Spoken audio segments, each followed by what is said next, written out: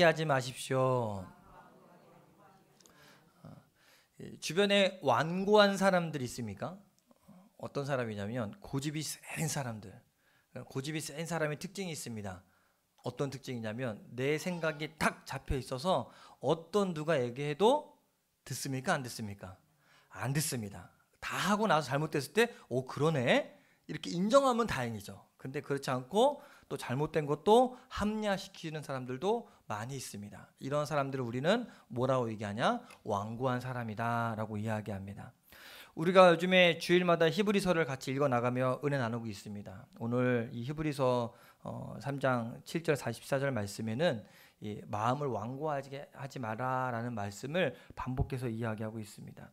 히브리서는 이 박해를 이기지 못하고 예수님을 떠나는 사람들이 박해 때문만이 아니라 예수님이 누구신지 또 우리가 얻은 큰 구원이 얼마나 놀라운 것인지 모르기 때문에 예수님을 떠나는 것이다 라고 말합니다. 그런데 오늘 말씀해 보니까 또 다른 이유가 하나 있는데 그것이 바로 이 완고한 마음이라는 거예요. 17절 8절 말씀을 같이 한번 읽어봅시다. 시작. 그러므로 성령이 이르신 바와 같이 오늘 너희가 그의 음성을 듣거든 광야에서 시험하던 날에 거역하던 것 같이 너희의 마음을 완고하기 말라. 자, 여기서 보니까 완고하게 하지 말라라고 말하는 게 누구십니까? 성령이 이르신 바와 같이라고 말합니다. 그리고 간절하게 간곡하게 이야기하기를 뭐라고요? 마음을 완고하게 하지 말아라. 그렇다면 이 마음이 완고한 것이 도대체 얼마나 위험하길래 성령님께서 그렇게 마음을 완고하게 하지 말라라고 이야기하실까? 이 완고하다는 말의 원어를 보니까 헬라어로 스클레르레네라는 단어입니다. 이 단어의 원뜻은 이 굳은, 딱딱한 이란 뜻을 갖고 있는 겁니다. 그래서 이 단어를 이 옛날 성경에서는요, 우리가 읽어보셨겠지만 강팍하게 하다라고 번역을 하기도 합니다. 딱딱한 마음, 굳어진 마음을 완고하다라고 이야기해요. 특히 애굽왕 바로가 하나님의 이적을 보면서도 마음이 완악해서 살아계신 하나님을 믿지 않고 또 하나님을 대적할 때 사용했던 단어가 바로 이 단어입니다. 한번 읽어볼까요? 출애굽기 9장 7절 말씀 같이 한번 읽어볼게요. 시작. 바로가 사람을 보내어 본즉 이스라엘의 가축은 하나도 죽지 아니하였더라. 그러나 바로의 마음이 완강하여 백성을 보내지 아니하니라. 자, 바로가 하나님이 살아계심을 알고 하나님이 행한 것을 보면서도 어떻게 했다고요? 마음이 완강해서, 같은 뜻이거든요. 완고해서, 강팍해서 하나님을 보지 않은 거예요. 그들을 보내주지 않는 겁니다. 하나님을 믿지 않고 거부하는 마음의 성향, 딱딱하게 굳어져 버린 인간의 병든 마음을 가리키는 겁니다. 여러분, 우리가 나이가 들면 몸이 굳어집니다. 우리 이배 권사님이 자꾸 이제 다리가 아프시다고. 그런데 그렇습니다. 이게 자꾸 몸을 자꾸 활용을 하고 이제 근력을 자꾸 키우고 이래야 몸이 안 굳는데 나이가 들면 들수록 자꾸 굳어갑니다. 근육만 굳는 게 아닙니다. 사실 대부분의 성인병들은 굳어가는 병입니다. 심장이 굳어져 가면서 심근경색이 생기고 이 핏줄이 굳어가면은 동맥경화가 생깁니다. 무릎 관절이 굳어가면 관절염이 생깁니다. 제가 이 간 때문에 간에 대해서 막 공부를 하니까 간 경화가 또 얼마나 무서운지 모릅니다. 간 경화, 지방간이 심해지면 간 경화가 오는데 간이 딱딱하게 굳는 겁니다. 딱딱하게 굳으면 이 간이 해독을 해줘야 되는데 몸에 이 해독을 해주지 못하면 정말 무서운 질병이 되고 맙니다. 그런데 이 간 경화보다 더 무서운 병이 있습니다. 그게 뭘까요? 바로 이 마음이 굳어지는 겁니다. 마음이. 이 다른 육체의 질병은 티가 납니다. 그죠? 굳어져 가고 막히고 그러면 내 몸에 이상이 생기니까 내가 약을 먹거나 뭐 수술하거나 고칠 수가 있습니다. 그런데 우리 마음과 영혼이 딱딱하게 굳어가는 것은 나도 모르게 그렇게 되어 간다는 거예요. 나도 모르게. 그걸 알아야 고치는데 모른다는 거예요. 아까 제가 초입에 얘기했던 것처럼 완고한 사람들의 특징이 뭐라고요? 몰라요. 본인이 그런지. 다른 사람은 알지만 본인은 모릅니다. 그래서 더 무서운 병입니다. 여러분, 마음이 완고해져서 하나님의 말씀을 듣지 못하고 거역하게 되면 어떻게 될까? 11절에 이렇게 말합니다. 같이 한번 읽어볼까요? 시작. 내가 노하여 맹세한 바와 같이 그들은 내 안식에 들어오지 못하리라 하였다 하였느니라. 굉장히 무서운 말씀이거든요. 내 안식에 들어오지 못하리라. 무슨 얘기예요? 구원받지 못한다는 거예요. 구원의 축복까지 잃어버릴 수 있다는 겁니다.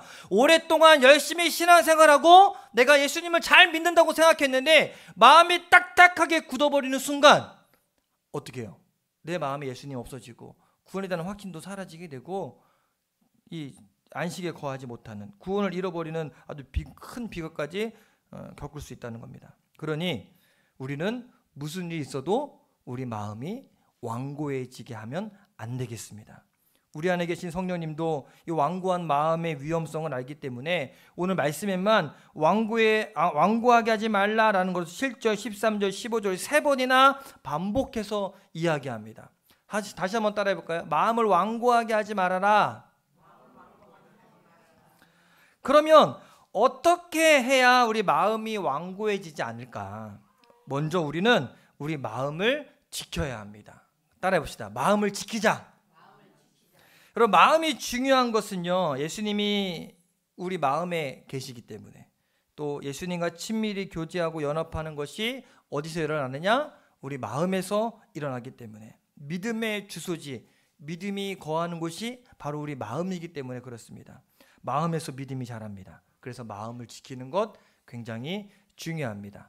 하나님께서는 이스라엘 자손들이 늘 하나님을 거역하고 마귀에게 마음을 빼앗기는 것을 안타까워하셨습니다. 그래서 에스겔 선지자를 통해서 그들의 마음을 부드럽게 하기 위해 아예 하나님의 영, 성령을 마음에 부어주시겠다고 말씀하셨는데, 에스겔서 11장 19절 20절 말씀을 함께 읽어보겠습니다. 우리 노란 글씨는 힘주어서 같이 한번 읽겠습니다. 시작.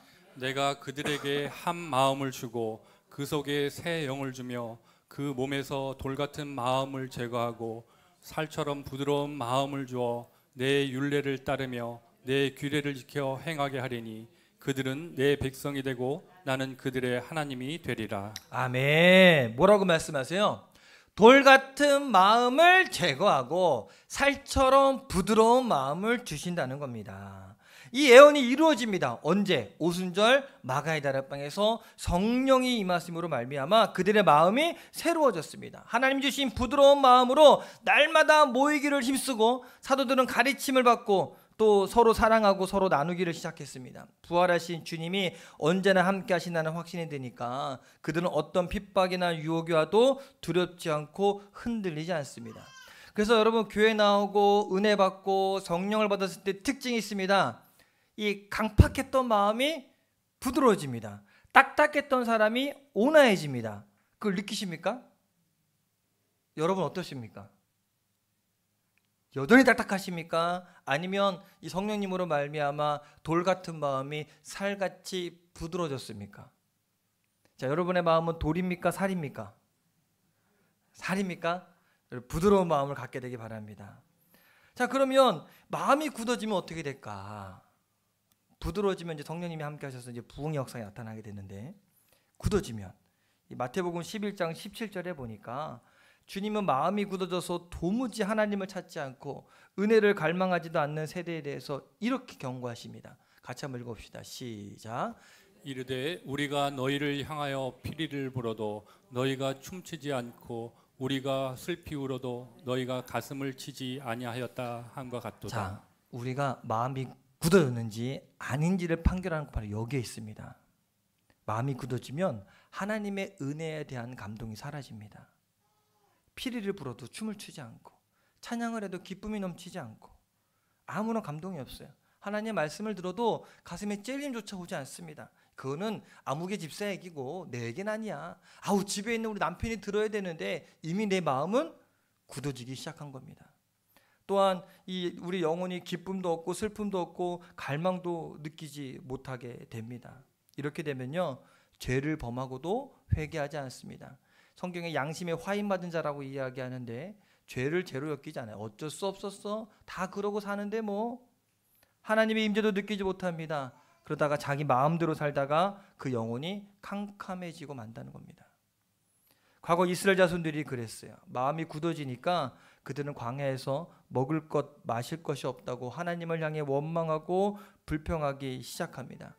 자, 봐보세요. 이스라엘 백성들이 출애굽을 그냥 했습니까? 아니거든요. 하나님이 10가지 재앙을 애굽에 쏟아붓고 또 이 홍해를 가르는 것도 눈앞에서 다 봤습니다.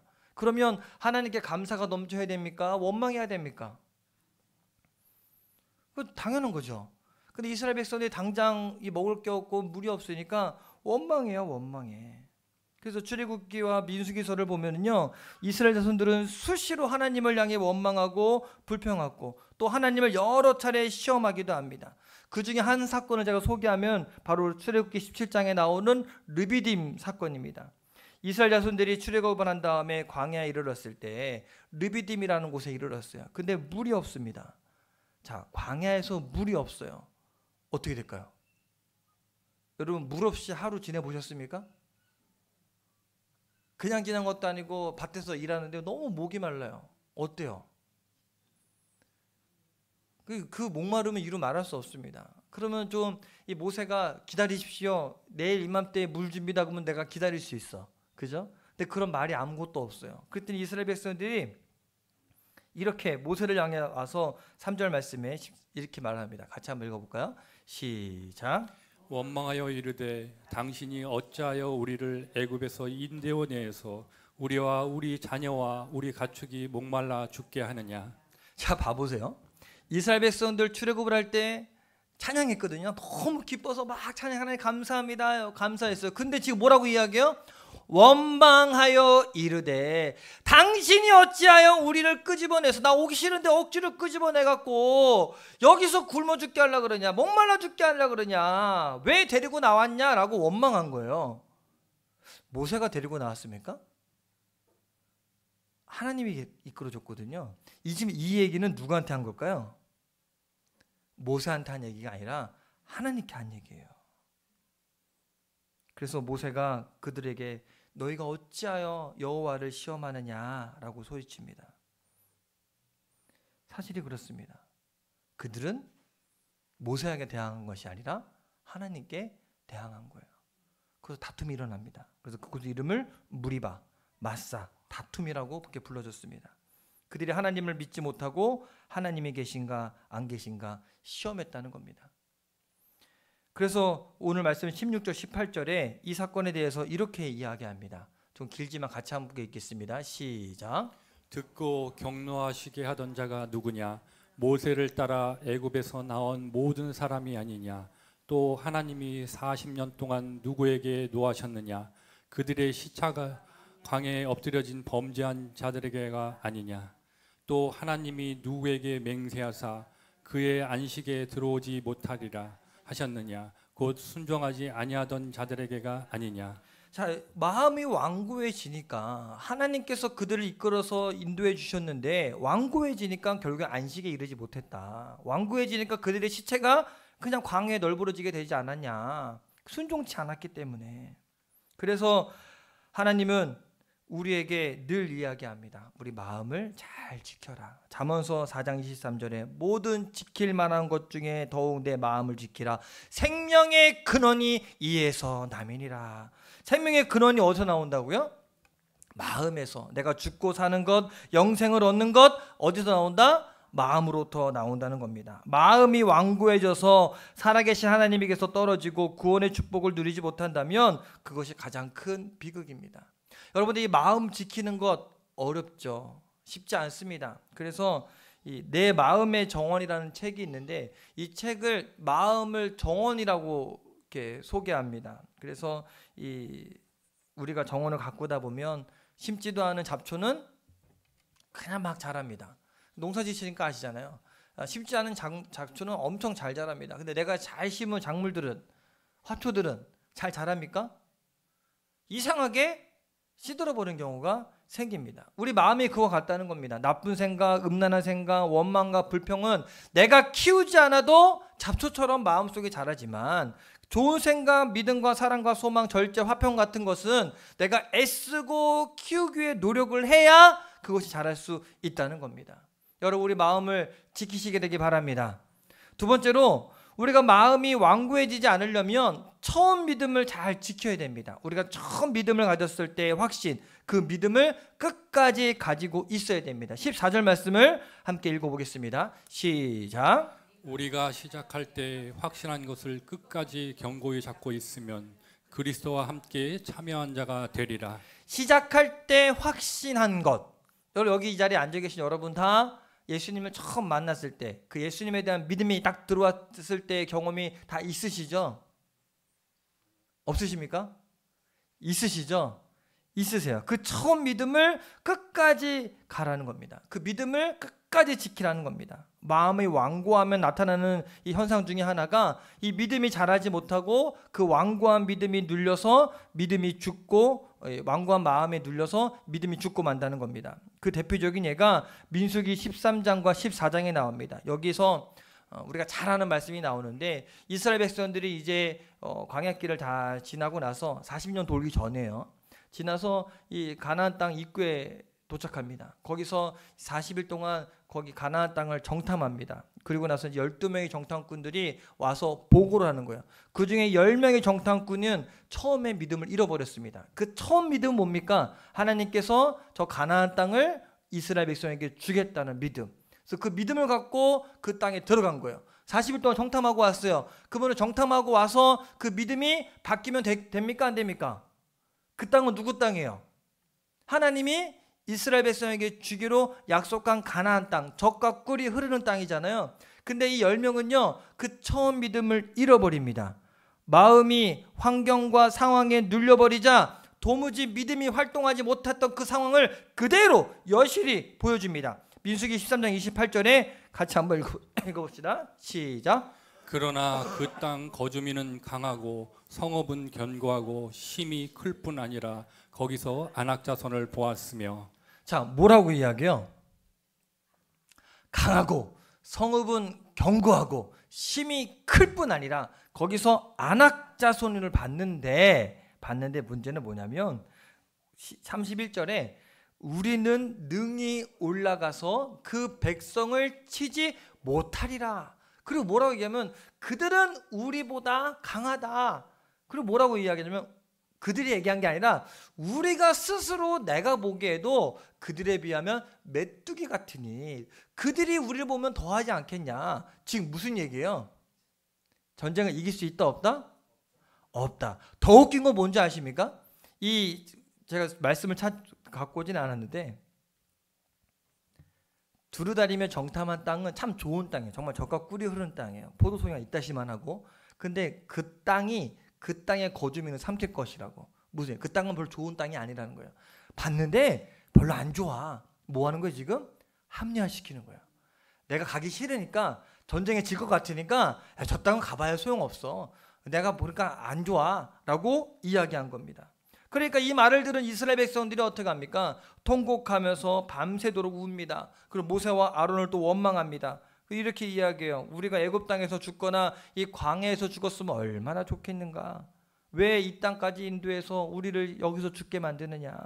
우리 처자가 다 사로잡히면 무슨 소용이 있느냐. 차라리 애굽으로 돌아가자. 애굽으로 돌아가자. 우리가 이 모세랑 아론 다 없애버리고 하나님 필요 없고 새로운 지휘관을 뽑아서 다시 애굽으로 돌아가자라고 이야기해요. 지금 무슨 얘기하고 있는 거야? 처음 믿음 남아 있습니까? 없습니까? 마치 불신앙, 원망과 불평에 전염된 것처럼 같이 원망하기 시작합니다. 여러분 이게요 무섭습니다. 우리도 마찬가지입니다. 한 사람이 불평하기 시작하면 끝도 없습니다. 다 불평 내기 시작해요. 왜 이래 왜 이래 그러면 다 불평이에요. 이 불평은 전염되잖아요. 이 사람들도 마찬가지였어요. 어려운 상황, 힘든 환경에 그들의 마음이 완고해지니까 그 첫 믿음이 활동을 할 수 없게 됩니다. 믿음이 완전히 사라지게 돼요.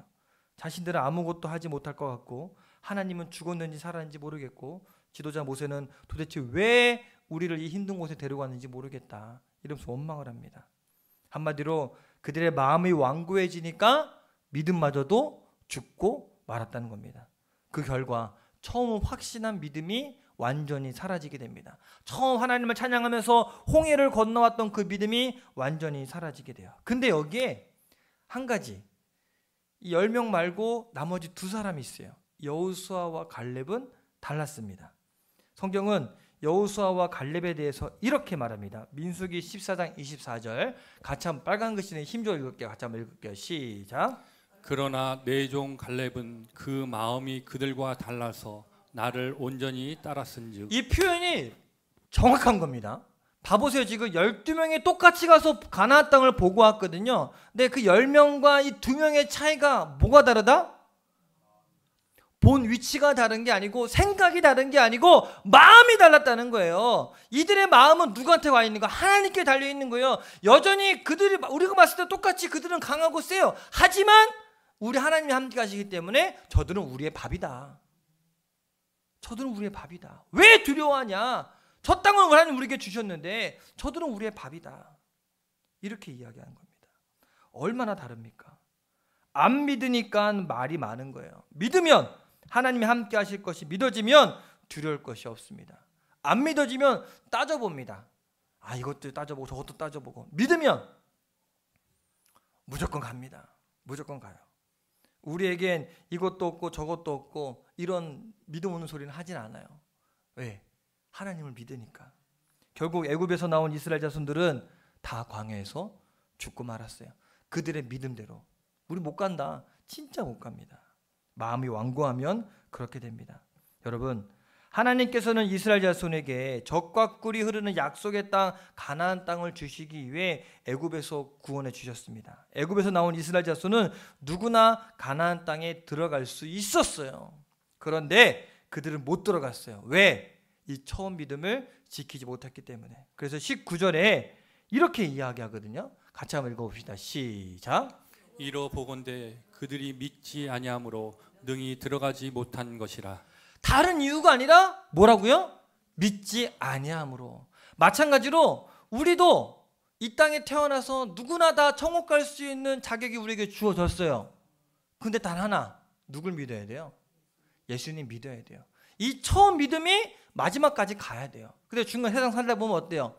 예수 안 믿는 사람은 잘 되는데 예수 믿는 나는 잘 안 되고 자꾸 내가 손해보는 것 같고, 그래서 그 처음 믿음을 잃어버리고 그 믿음이 없어지면 그 믿음 없는 것 때문에 가나안 땅에 못 들어간 이스라엘 백성처럼 천국도 못 갈 수도 있다는 겁니다. 여러분, 이 처음 믿음 잃어버리지 맙시다. 우리가 믿고 따라야 할 분 예수님밖에 없습니다. 예수님만이 살아계신 하나님의 아들이요 참된 구원자이십니다. 마지막으로 세 번째, 이 제일 중요한 오늘 하고 싶은 이야기인데 12절 13절 말씀을 한번 읽어보겠습니다. 시작. 형제들아 너희는 삼가 혹 너희 중에 누가 믿지 아니하는 악한 마음을 품고 살아계신 하나님에게서 떨어질까 조심할 것이요 오직 오늘이라 일컫는 동안에 매일 피차 권면하여 너희 중에 누구든지 죄의 유혹으로 완고하게 되지 않도록 하라. 자, 여기서 우리가 주목해야 될 말씀이 있습니다. 오늘이라 일컫는 동안에 매일 피차 권면하라. 이것은요, 한마디로 교회가 왜 우리에게 필요한가를 말하고 있습니다. 여러분, 교회는요 예수 믿는 사람들이 모여서 함께 교제하고 권면하고 떡을 떼고 함께 예배하는 곳입니다. 그래서 성도들은 교회에 모여서 서로의 마음이 완고해지지 않도록 서로 도와야 됩니다. 특히 오늘 말씀에 오늘이라고 할 수 있는 그날, 무슨 얘기예요? 매일매일 오늘이라고 할 수 있는 그날. 이 종말론적 생각이거든요. 오늘이 마지막이라 생각하고 그날을 살아가는데 서로 권면해서 아무도 죄의 유혹에 빠지지 않도록 하라는 겁니다. 아까 처음에 얘기했죠. 내 스스로는 내 마음이 굳어지는지 안다 모른다? 모른다. 그럼 어떻게 해야 돼요? 저는 병원을 안 가요. 잘 아시는지 모르겠지만, 근데 본의 아니게 최근 몇 주 동안은 병원을 무지하게 많이 갔거든요. 그래서 그 안 가던 종합병원도 가보고, 갔더니 뭔 이렇게 피를 뽑고 검사를 하는지, 검사를 하면 내가 몰랐던 거를 알게 돼요. 아멘이에요? 몰랐던 거를 알게 돼요. 그리고 의사가 보고, 나는 봐도 모르겠는데 의사는 보니까 알더라고요. 뭐 수치를 보고 뭘 알아요. 근데 내가 얘기하지 않아도 그 사진 찍은 거 보고서는 내 증상을 얘기하면서 이제 고쳐 나갑니다. 자, 그러면 병원에서는 그렇게 질병을 찾아내고 거기서 수술하거나 약물을 치료하게 되는데 우리의 마음은 우리 굳어가는 거 어떻게 알아갈 수 있을까? 바로 이 성도의 교제입니다. 내가 얘기를 해야 돼요. 내 상황을, 내 있는 상태를 얘기하고 나눠야 됩니다. 우리가 속회 모임을 하는 이유가 바로 여기에 있는 겁니다. 마음을 열고 신앙생활을 해야 돼요. 내 마음을 열고 다른 사람에게 보여줘야 됩니다. 근데 마귀는 이야기해요. 야, 너 얘기하면 안 돼. 얘기하면 소용없어. 그 사람 안 들어줄 거야. 그게 아니라 성도들끼리 같이 한 신앙을 갖는 사람들끼리 서로 마음을 나누고 서로 이야기를 하면 그 다른 사람은 알아요. 아, 이거 저거 잘못됐구나. 저거 잘못된 생각이구나. 그럼 거기 동조하는 것이 아니라 얘기해 줄 수 있어야 돼요. 신앙적으로 권면해 줘야 됩니다. 죄의 유혹에 빠지지 않도록, 완고해지지 않도록 이야기를 해 줘야 됩니다. 여러분들은 교회 안에서 마음을 열고 신앙생활 할 수 있습니까? 하고 계십니까? 아니면 도저히 내 마음을 열 수가 없습니까? 얘기하면 안 될 것 같습니까? 여러분, 마음을 활짝 열고 서로 교제하는 것, 이것이 바로 오늘 이 히브리서에서 경고하고 있는, 우리에게 권면하고 있는 겁니다. 오늘이라 일컫는 동안에 매일 피차 권면하여 너희 중에 누구든지 죄의 유혹으로 완고하게 되지 않도록 하라. 서로 권면해 줘야 됩니다. 어떻게? 마음이 완고해지지 않도록. 그런데 재미있는 것은 이 모여서 서로 완고해지지 않게 서로 피차 권면해 줘야 되거든요. 근데 이스라엘 백성들은요, 모이면 모일수록 더 완고해졌어요. 왜 그랬을까? 왜 그랬을까? 하나님을 의식하지 않고 뭐 한 거예요? 자기들끼리 불평하고 원망을 서로 주고받다 보니까 어떻게 돼요?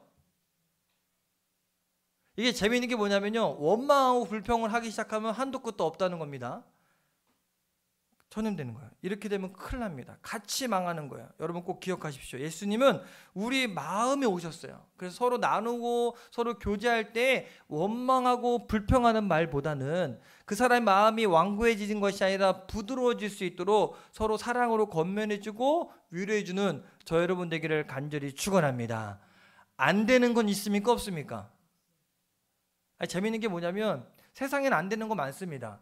근데 성경에 보면 주님 안에 안 되는 건 없습니다. 근데 우리가 대화하다 보면 어쩔 수 없어, 안 돼, 안 되는 거야, 어쩔 수 없어 라고 우리 스스로 합리화시켜버리고 맙니다. 여러분, 우리 마음의 굳은 마음을 부드럽게 하기 위해서 성령님이 우리 안에 오셨습니다. 그러면 주님이 우리 마음에 계시다는 사실을 늘 기억하고 매 순간 주님을 바라보시면 예수님께서 우리의 삶을 실제로 도우실 것입니다. 근데 주님은 우리에게 말씀하시지만 우리 잘 못 듣잖아요. 그러니까 서로 성도 간의 교제를 통하여서 마음의 위로함을 얻기도 하고 서로 내 마음에 있는 답답한 마음들을 풀어놓을 수 있는 믿음의 교제는 반드시 필요하다는 겁니다. 그래서 우리는 어떻게 해서라든지 우리의 마음이 완고해지지 않도록 예배에 참석하고 교회 생활에 힘을 다해야 됩니다. 무엇보다도 예수님께서 이미 마음에 오신 것 믿고 예수님을 항상 의식하시게 되기를 간절히 바랍니다. 그래서 바라기는 우리 예배를 소중히 여기시고 예배에 잘 참여해 주시기 바랍니다. 믿음은 들으면서 난다 그랬어요. 근데 우리가 예배하지 않으면 하나님과의 교제 시간이 그만큼 없어지는 겁니다. 그래서 가끔 이제 제가 속상하고 마음이 무너질 때가 있어요. 언제 무너지느냐? 요럴 때요. 지금 깨턴다고 안 온다고. 저는 제 마음이 무너집니다. 내가 그래서 오늘 설교가 완고해지면 안 되는데 이분이 그 마음이 완고해지셔서 여러분 우선순위를 잘 세우셔야 됩니다. 이거는 제가 몇 100번 얘기해도 잔소리 같은 얘기긴 하지만 예배는 소중히 여기셔야 됩니다. 그래서 하나님과의 교제 시간을 소중히 여기시게 되기 바랍니다. 이때 아니면 안 돼. 근데 시간을 한번 계산해 볼까요, 여러분? 여러분에게 365일 시간을 주어졌습니다. 그죠? 근데 주일 예배 몇 번 드릴까요? 52주예요. 365일 중에 52주 주일 예배 드립니다.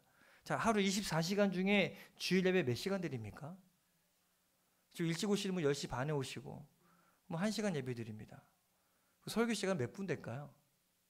제가 길어야 30분 설교하거든요. 계산해 보면 너무나 짧은 시간입니다. 너무나 희한한 게 뭐냐면 우리는 이 시간이 되게 크게 느껴져요. 정말 짧은 시간이고 정말 짧은 날인데 불구하고 365일 일할 수 있고 24시간을 일할 수 있는데 그중에 1시간을 하나님께 드리는 것을 너무 아까워하고 그게 너무 크게 느껴진다는 겁니다. 누구의 계략일까요? 여러분 잘 생각하셔야 돼요. 결코 손해보는 게 아니라 내 것 하나님께 드리는, 내 마음과 시간을 드리는 것입니다.